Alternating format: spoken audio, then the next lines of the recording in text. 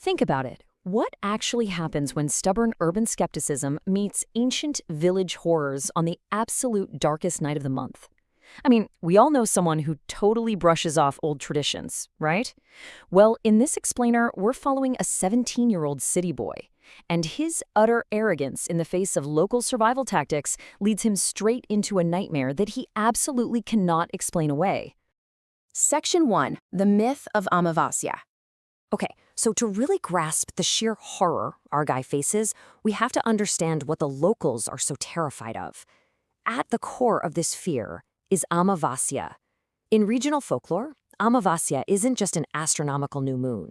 It is the absolute darkest night of the entire lunar cycle. And we're not just talking about it being hard to see outside. Traditionally, this specific night is deeply feared as the exact window when malevolent supernatural entities, dark forces, witches, you name it, are at their absolute peak power, actively roaming the streets looking for prey. Because the fear is so intense, the villagers do way more than just lock their doors. They take actual, physical, ritualistic action.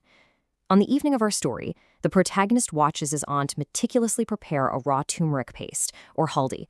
She carefully applies these protective dots on the exterior walls and doorways, and then actually presses turmeric handprints all around the perimeter of the home. And the final, absolutely non-negotiable rule: stay strictly indoors until dawn. You see, to the locals, this isn't just some silly superstition. It's a literal life-or-death survival protocol. Section 2. A skeptic's dare. Now let's look at the contrast here, because it perfectly sets the stage for disaster. The village reality? Total lockdown. By 7 p.m., the streets, which are usually full of kids, are completely dead and deserted. The only light is coming from these protective oil lamps, or diyas, lit right beneath an ancient peepal tree across from the house. But then, enter pure urban hubris. Our 17-year-old protagonist relentlessly mocks his elders. He just completely dismisses their rituals as backward, made-up stories. He's totally convinced that because this stuff doesn't happen in his modern city, it couldn't possibly exist here. And it's not like he wasn't warned. His cousin Veer is literally desperately pleading with him to stay inside the room. Veer breaks down the terrifying local lore surrounding that exact peepal tree outside their house.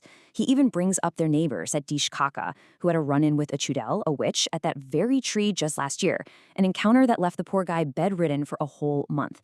But despite these direct warnings, the boy stubbornly fakes sleeping, grabs a mat, and sneaks up the dark stairwell to the open roof, completely alone, just to prove a point.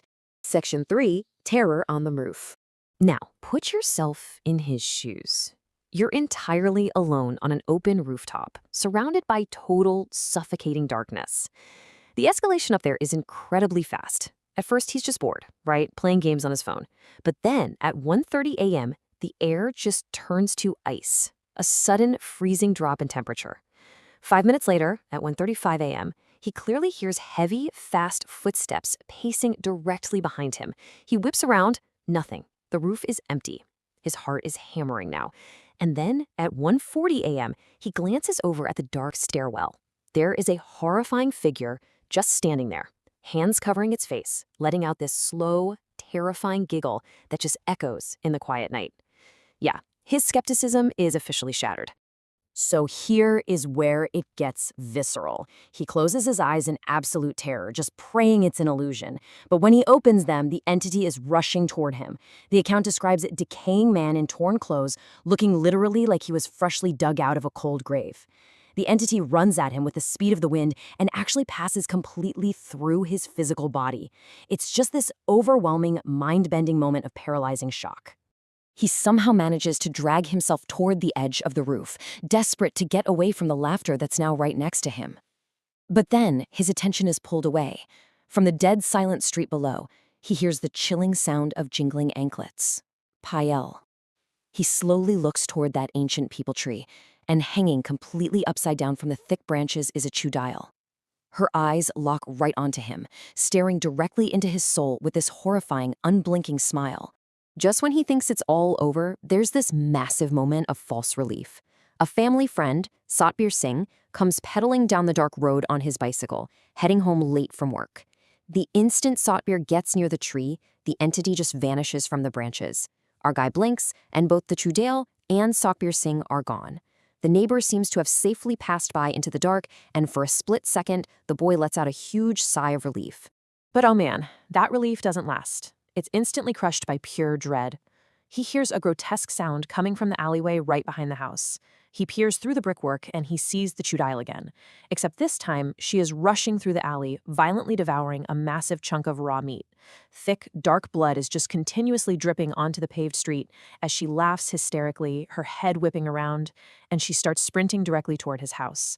The sight is literally too much. He instantly blacks out from the sheer terror of it all. Section 4. The Grim Aftermath. So he wakes up and he thinks he's been saved. It's 3 a.m. and his little sister, Needy, is there. She scolds him for being on the roof, grabs his hand, and safely guides him downstairs through the pitch black. But as soon as they reach the ground floor, he realizes Needy isn't beside him anymore. Frantic, he runs to the bedroom, only to find the real Needy fast asleep right next to their mother. Let that sink in.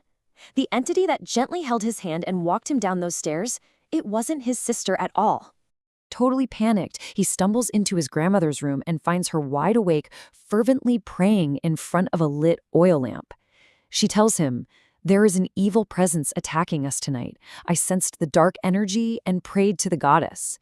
She then reaches out and marks his forehead with a protective blessing. Her midnight prayers strongly imply that it was actually divine intervention, maybe the goddess herself, taking his sister's form to rescue him from whatever was waiting up on that roof.